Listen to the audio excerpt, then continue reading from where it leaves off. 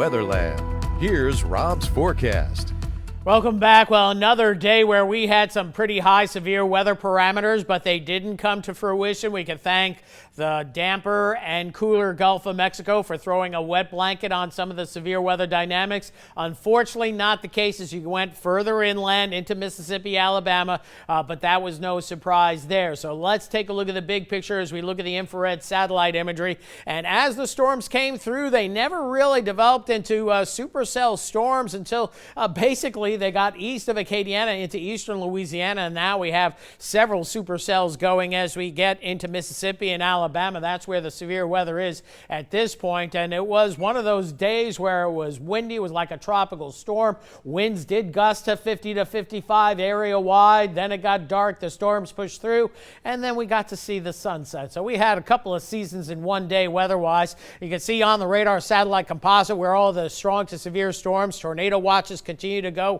and severe thunderstorm warnings. We'll get to that in just a bit. Here are all the severe weather reports across the deep south over the last 24 hours. Few tornadoes here and there, mostly reports of strong winds, but as we get into Mississippi, we can see a lot more in the way of tornadic activity. This one tornado here in East Texas did some damage, some injuries. Maybe there was one in Alexandria. Weather Service is going to have to examine that. And then you can see the number of tornadoes across portions of Mississippi into Alabama and more on the way. As we take a look at just the warnings and the radar right now, we have several tornado warnings going into Alabama, and then you have large-scale severe thunderstorm warnings going as well. So the weather extremely rough farther to the east where there are some supercell storms right now producing tornadoes. Now, as we get a little bit closer to home, we see some of the heavier rains as we dial into our local Doppler radars between Pascagoula and then back to Ocean Springs. The severe weather, though, has cleared over toward the NOLA area, so that is the good news here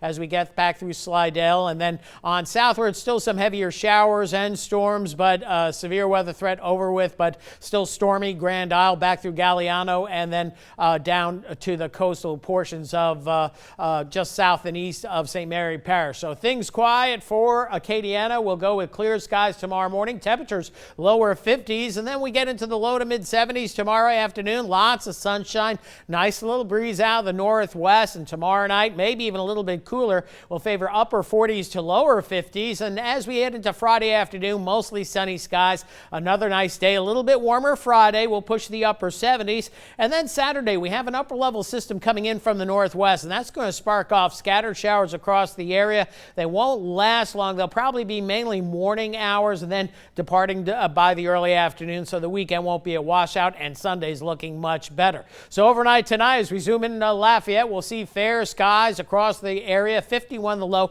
maybe a little patchy fog before that drier air works its way in. Could see that developing in a few spots earlier this evening. Then tomorrow, beautiful day, lots of sunshine, back to just a pleasant day and a nice Thursday ahead, and Friday will be just as nice. A little bit warmer as we indicated for Friday, and that's indicated in the 10-day forecast. There's that rain chance Saturday at 40%. Moving into Sunday, lots of sunshine, and then beyond that, looks like we'll be setting up for more showers and storms, and perhaps some strong ones as we head into next Tuesday. Could be a possible alert day, but too early to call that. Temperatures reaching the mid-80s briefly next week before a little bit of a cool down toward the end of the week, and thus the weather goes as we head into the first week to 10 days of April. That's it for weather for right now. We're going to have more coming up right after this.